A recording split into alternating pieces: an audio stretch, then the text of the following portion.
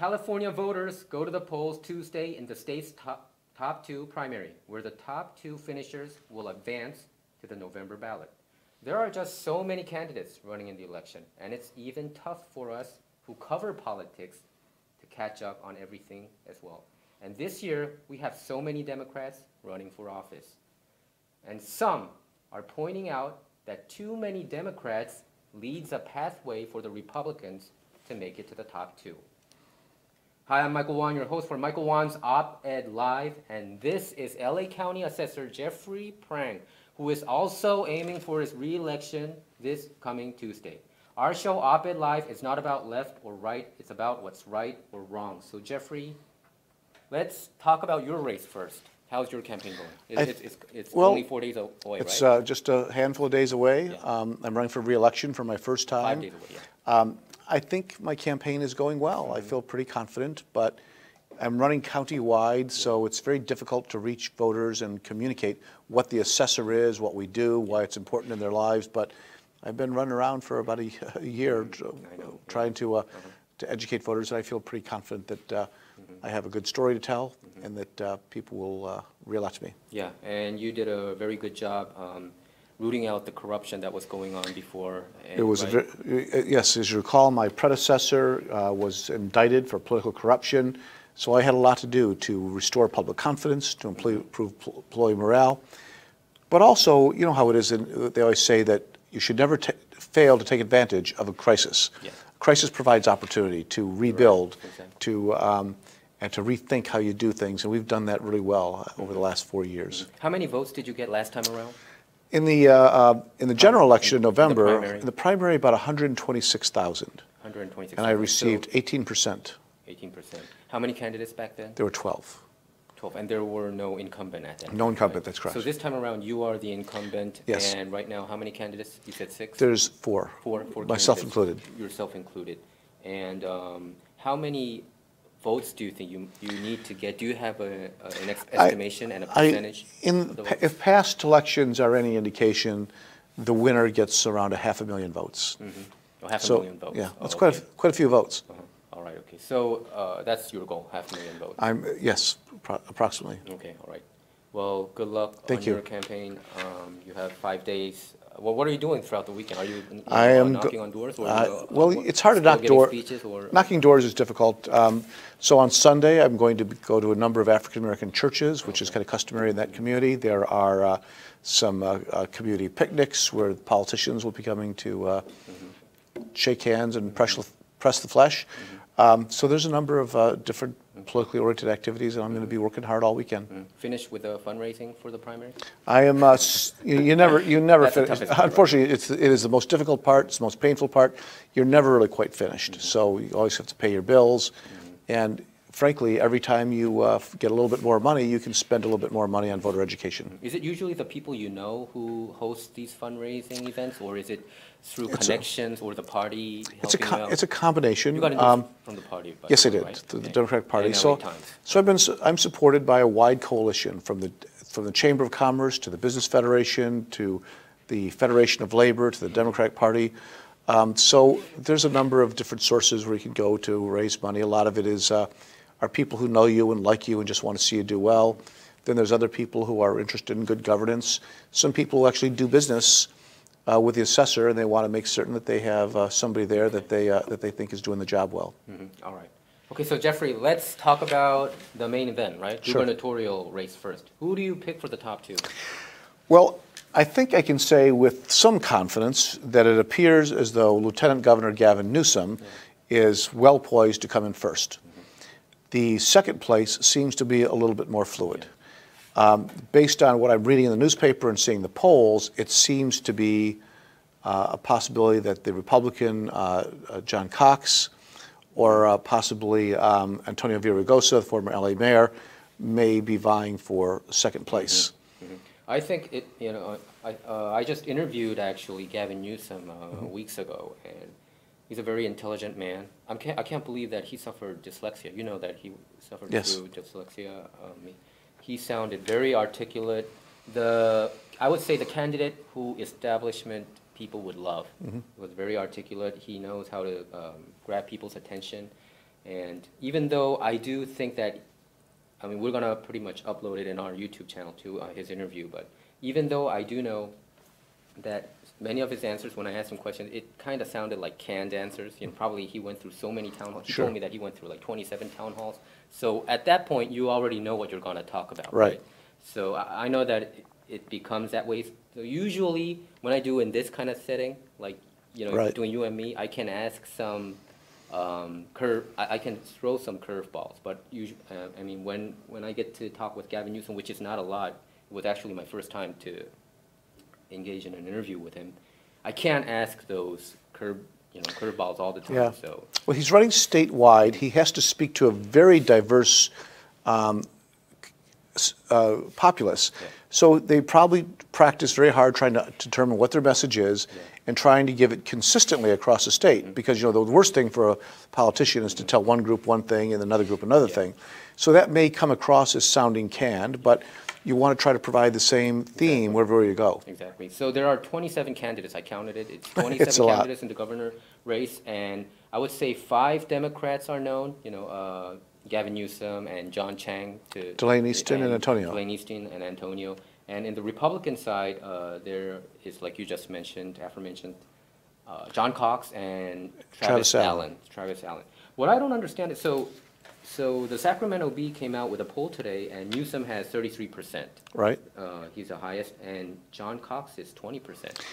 And Antonio Villaraigosa, who's a Democrat, is a distant third at 13%. And he is effectively tied with Assemblyman Travis Allen. The challenge is that there are many more people who want to vote for a Democrat in California. Yeah. So the Democratic, and there's many more strong Democratic contenders. So the vote for number 2 is being divided between Antonio Villaraigosa, Delane Easton, and John Chung. Yeah. So the Republicans are a little bit more concentrated. John Cox has been endorsed by the president. That gave him a bump. It gave him a bump, and he's a millionaire, so he's spending a lot more money than his opponent. So it's natural to assume that the Republican will place stronger. I think Gavin Newsom is hoping that it will be John Cox, because I think he believes he can easily beat him. So when I interviewed him, that's what he exactly said. I mean, it wasn't like completely off the record, but when we were both preparing, you know, having our microphones on, he was saying, "I wish that he wins." You know, of course, then it's going to be a slam dunk, right? For the last 10 years, it is very difficult for a Republican to get elected statewide in California.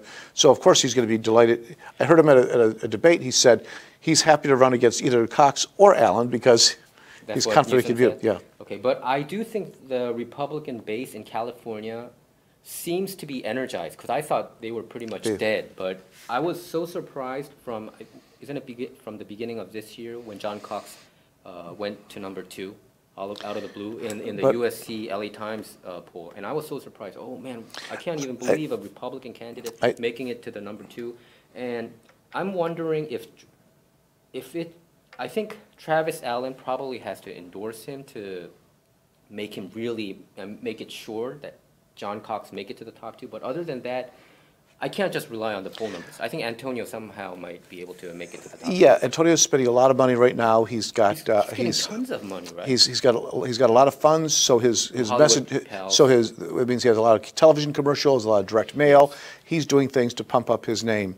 I would not be. I don't think I would agree that the Republican electorate is energized. John Cox is doing well, but he's still only around 20%.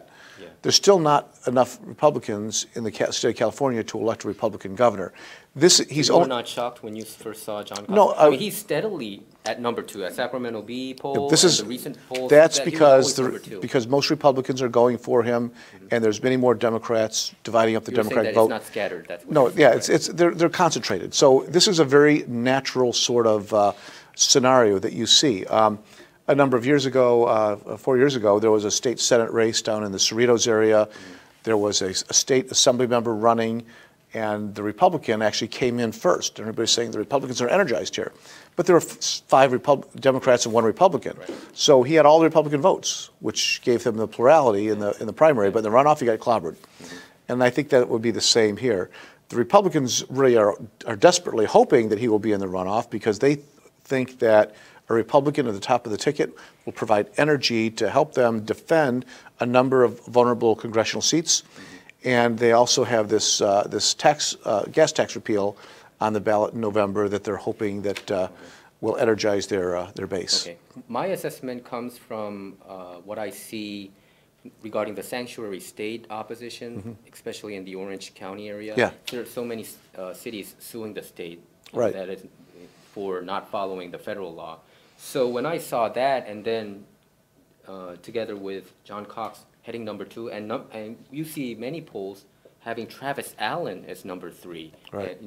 Going back and forth #3 spot with Antonio Villaraigosa. So I thought probably the base might be energized, and the Republicans that I know some Republicans in Orange County, not just the politicians, but some people there who didn't like Trump, Right. but are Republicans.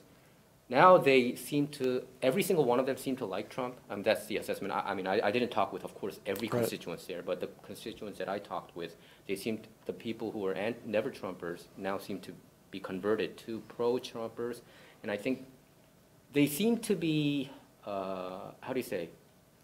unionized. Yeah. Before I always felt the Republicans were scattered here and there. There's so many kinds of Republicans, but I think it seems like they're kind of energized. It feels a little bit different. Republicans historically in California tend to be a little bit more homogenous, Yes. which does help them, particularly in a primary like this. There's only 2 Republicans to divide the votes.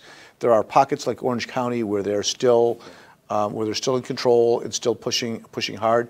That whole dynamic will turn on its head after the primary race. If you are a Republican, would you, and if you can control everybody, would you try to persuade Travis Allen to drop out to make sure, if you're a Republican, to make sure that he makes it to the top 2? Republicans only have about a quarter of the voter registration in California, whereas Democrats are about 45%. The only way Republicans can really hope to win statewide offices is to ensure that they have unity. So yes, the answer would be you want a single candidate. The challenge that they're going to have winning for Cox, if he's their nominee, winning, is because the primary forces them to tilt to the right, which is inconsistent with where California is today. So everything they're doing to win their primary and to get in the second place, they're going to have to undo when they run statewide for the more moderate voters of California. I think Gavin Newsom, he has been the leader for the gay marriage movement and also the legalizing, what do you say? Medicinal marijuana, cannabis? Marijuana. He even, he was a leader for the cause of Cannabis in general. Gun control. Cannabis and gun control. So he is probably the uprising star in the Democratic Party and the National Party, right? He is a very charismatic leader, and a lot of people see his star on the rise. Recreational, Right. Marijuana. He was also a leader in that cause. He's taken some positions on some very controversial initially, but now it became like more of the mainstream. So he was ahead of the curve. And that was what he was emphasizing to me when I interviewed him. And I do pick him, of course, for the top 2. Who is the other one that you pick? So next time around we can see who's sure. Yeah, exactly. Well, I picked him and John Cox. I don't know, as you and I have discussed before. I'm a former employee and a big fan of John Chung.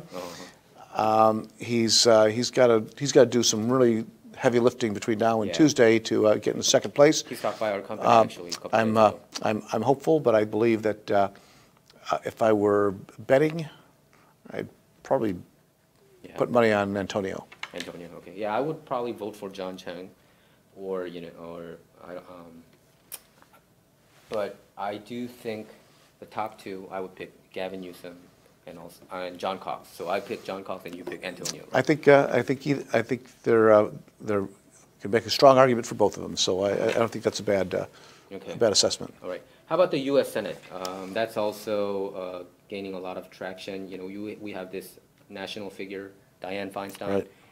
She's 84 years old, and some people are saying she should know when to retire. What do you think about that assessment? Is it ageism then? I believe that is ageism. I don't think you need to judge them based on their age. I think you need to judge them by how effective they are. And Dianne Feinstein continues to be a very hard-driving and effective leader in the Senate. She shows more energy in doing her job than somebody who's 35 years old. So she's still very capable. She was there was a lot of people who thought she was too old. The polls showed that were a little bit soft last year.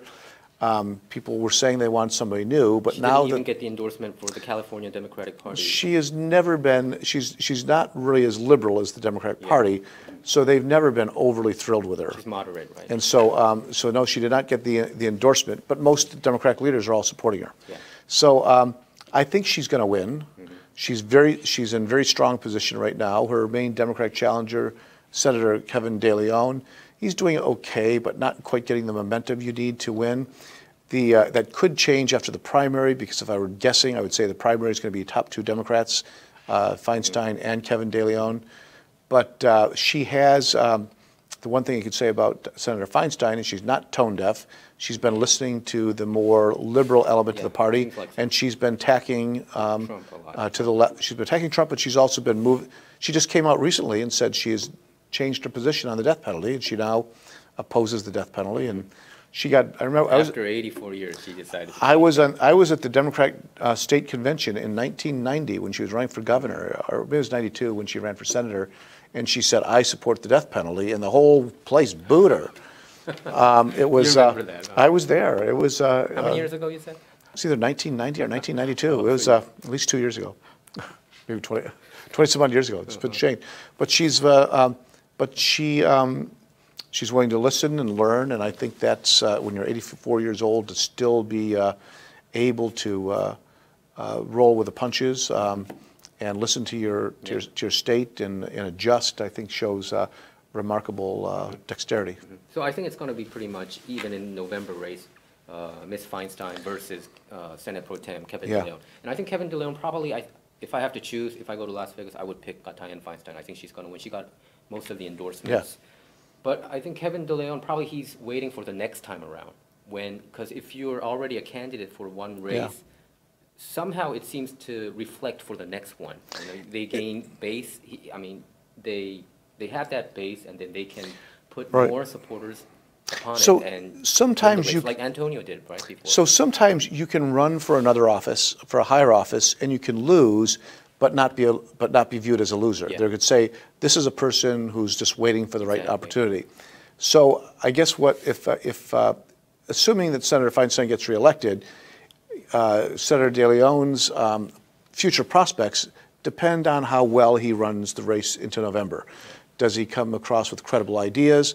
Does he make a strong showing? He doesn't have to be, even if he can't win, but if he collapses, if he has a lot of mistakes. Right? Yeah, he has to have at least 45%, would you think? Well, you need what the actual percentage is, I don't know, but you have to have at least a reasonably strong, respectable showing. Because if you don't, then they'll say, "Oh, they'll write him off," or they'll say, "Next time." Have you ever lost a race? Oh, okay. I actually did, back in my early days. I actually ran for city council back in Michigan, in my hometown. I did not know that. I didn't know what I was doing. It was not on your resume a lot. No, but no, you did. I was city council. I was city council. I was 19 years old. I was between my junior and senior year of college, and I came back. You were really politically awake. I was paid at 19 years. I didn't know what I was doing. I just went and knocked doors, and it was a good experience for me. But I learned a lot. What did you make? Number 2 or number 3? No, so our city council had 9 members, and the primary elected the top 18, and I came in number 21. I got about 2,500 votes, but you know, still, it was a good experience. It was a good experience, but I didn't send out any mail. I didn't have any. I didn't know how to do voter communication, but because of that, I met a lot of the mayor and some of the council members who saw me as somebody with some potential. I was chosen to be the chairman of the county Young Democrats because of that. So I didn't know that you were on the loser side. I thought you were always on the winner side. You know, so that's well, I've been on both sides, and I'll tell you, I like being on the winner side a whole lot better. Yeah. That's for sure. That's for sure. Okay, so let's see some of the congressional races. Right. I think Congressional District 39 is getting a lot of traction. A lot of people who is not really into politics seems to know that this race is getting a lot of traction nationally because the Republican Ed Royce, I think he's a 12-time, 13-time. Yeah, he's been there all the time. Republican there. And Ed Royce was one of the leaders in the foreign relations. He's the chairman of the House Foreign Relations Commission, Committee. He was a pretty stalwart conservative, but his district voted for Hillary Clinton in this last election, and it's been trending, with there's a large Asian population, it's been trending more Democratic, and I think he read the tea leaves and just decided that he didn't want to leave Congress by being defeated. So it's now a really competitive race. There's a handful of Democrats who have money and resources and running strong campaigns. There's a number of very viable Republicans, including the former Senate Republican leader, member of the Board of Supervisors in Orange County, former state assembly member. It is a real mess. Yeah. It's very unclear.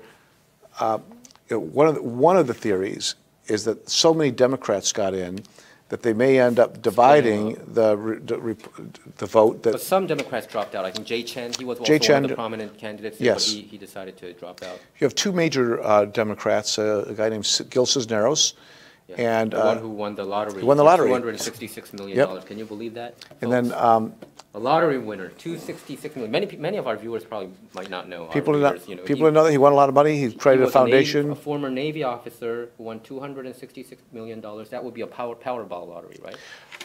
In 2010. It was maybe, yeah. And then he's pretty much self-financing his campaign. Yes, he is. But he's also been he's been active for a couple of years, yeah. So he has a lot of support from local elected officials who he helped along the way.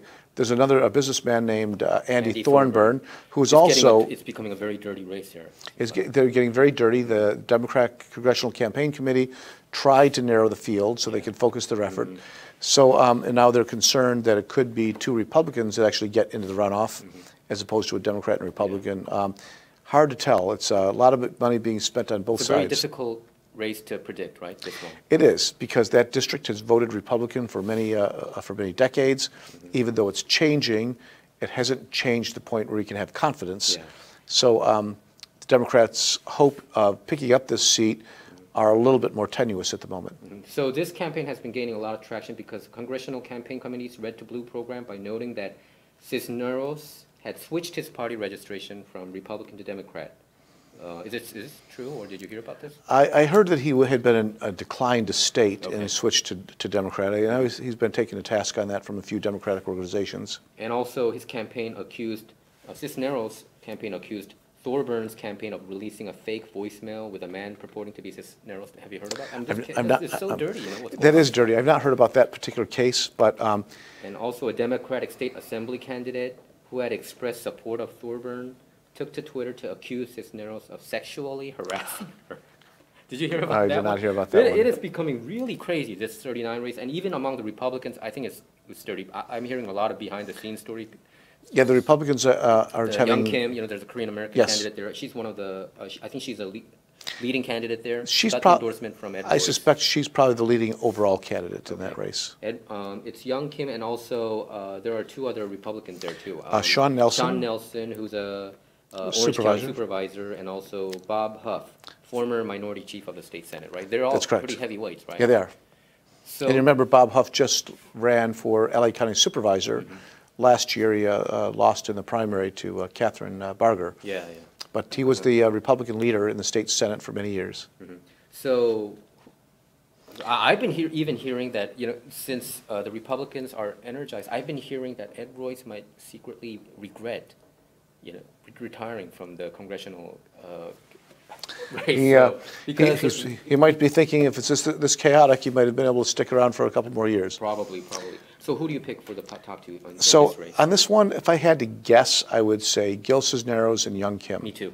Same as you. I mean, but I feel somehow it would be so unfair if that lottery ticket winner would also win a congressional seat. Well, it's not as though he is without his merits. He's not just a lottery winner. He was a Navy officer. He was a career naval officer. He had his own business. Right? So he has. Did he own his own business, or he was just a business manager? I read some articles about him. Some say he was a self-made businessman, but in other articles it said that he was just a business manager for some kind of fast food restaurant? I don't know. I don't recall those details, but I've had the opportunity to meet him, and I think he's at least as well qualified as other people who don't have political experience when they first run. He is not I would never characterize him as unqualified. He just happened to have the good fortune of striking it rich, literally, and he has some money to spend to help support his campaign. Usually, sometimes it's a little more difficult for people who haven't won the lottery simply because you haven't had the chance. Unlike other elected officials, you haven't built a base, you haven't talked about issues. You got to kind of start from scratch, but it doesn't mean that you don't have the smarts or the capability to do so. Okay, all right. So if you look at this race, Mrs. Clinton, Hillary Clinton gained 51% of the vote in this yes. District 39. There are several. Orange County, for the first time since the 1930s, voted for a Democrat for president. They voted for Hillary Clinton, and there's a couple of congressional seats in Orange County where she won, and those are where the Democrats are targeting their efforts, including District 39. Okay. How about the congressional district 45? Do you know about this one? 45. Mimi Walters, Republican. I don't know as much about this one. I think this one is probably a little harder of a reach for the Democrats. Mimi Walters is running for re-election. She's been a former legislator and member of Congress. I don't think the Democratic primary is quite as bitter there as in the 39th, but the Democrats believe they have at least enough votes there to potentially win. Okay, let's summarize it. So Senator Dianne Feinstein seeking 6th term, right? Her opponent will most likely be Kevin DeLeon, the former Democratic leader of the state Senate.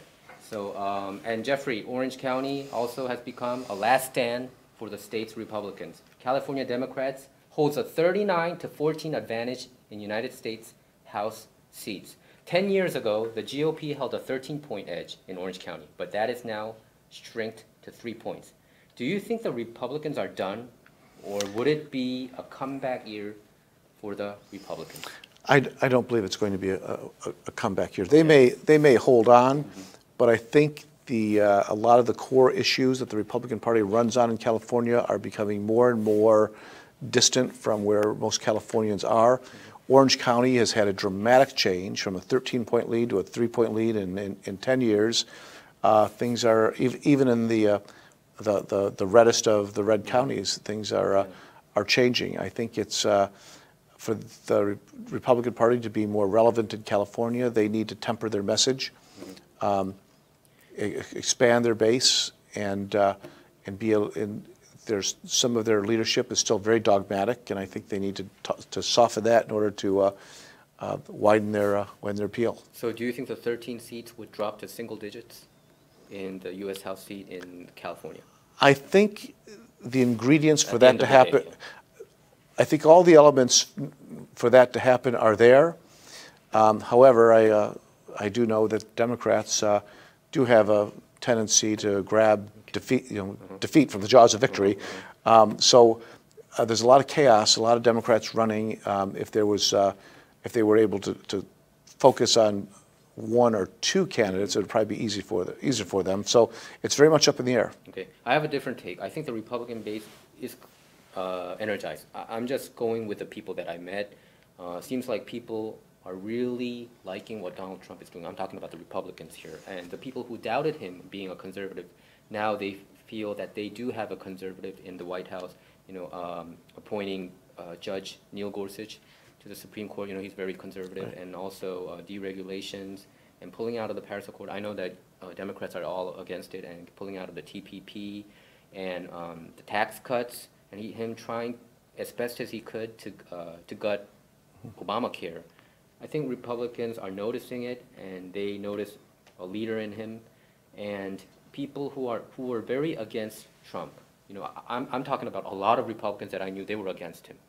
So that's why probably the areas that we see, it was all Hillary over Clinton in these Orange County areas. But I believe that Trump has gained their trust, and I wouldn't be surprised if Republicans would be motivated enough to block the blue wave.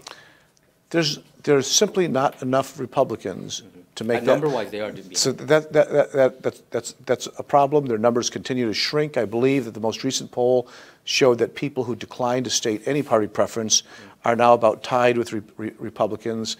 And as energized as they may be behind Trump, it is still a different direction from where California is trending. So they may come out and work very hard on behalf of their candidates. There is simply not enough there to really move the election. They may be able to block a few of these congressional seats from flipping, but I think that's the optimistic side of their campaign. Their ability to really affect policy, to further engage in governance through electing candidates is still going to be severely dampened in this election. I think the turnout will matter for the Republicans. The turnout has to be massive for them to make some kind of noise here. And I'm a person who likes to see a Democrat versus Republican. I think two-party system is better. This jungle primary system, it's so dominant. Everywhere you go, it's all blue. You know, look at the city of LA Council.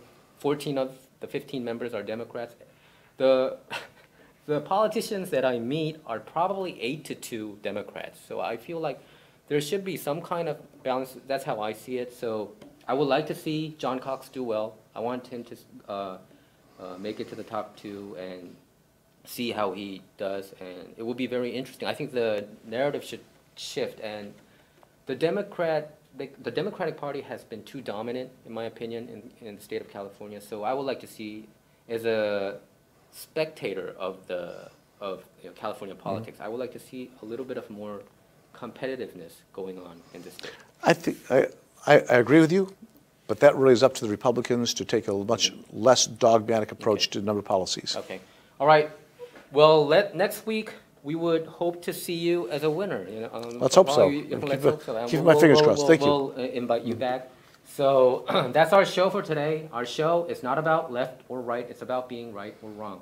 To stay up to date with our latest videos, make sure to subscribe to this YouTube channel by clicking subscribe. Thanks for tuning in.